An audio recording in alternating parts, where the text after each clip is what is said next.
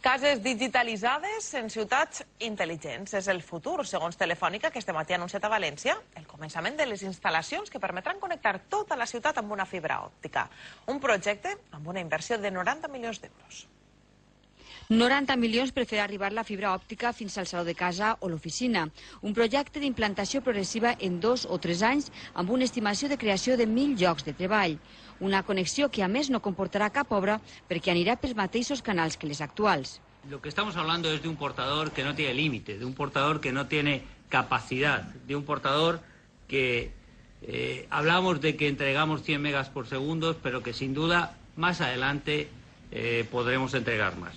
L'última tecnologia amb clares aplicacions per a empreses o autònoms que facilitarà les videoconferències, el teletreball o la telemedicina.